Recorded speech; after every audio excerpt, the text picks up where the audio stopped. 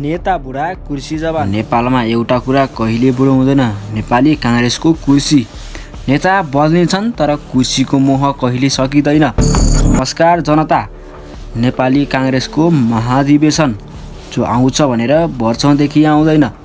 कङ्ग्रेसभित्र अहिले महाधिवेशनको चर्चा छ। कार्यकर्ता भन्छन् अब त गरौँ महाधिवेशन, नेता भन्छन् हामी छलफलमा छौँ। छलफल कहिले सकिन्छ सायद अर्को पुस्ताले थाहा पाउनेछ।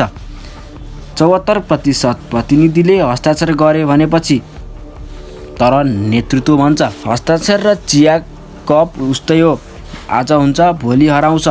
काङ्ग्रेसमा लोकतन्त्र छ तर कन्ट्रोल डेमोक्रेसी। महाधिवेशन भनेको नेताको लागि परीक्षा हो र धेरै नेता अझै फेल भए कुर्सी जान्छ भन्ने डरमा छन्। त्यसैले महाधिवेशन भन्दा नेताहरूलाई भिपीको फोटो सुरक्षित राख्नु धेरै जरुरी छ। कार्यकर्ता सडकमा छन्, जनता विदेशको लाइनमा। कङ्ग्रेस भन्छ हामी लोकतन्त्रको रक्षक हौँ।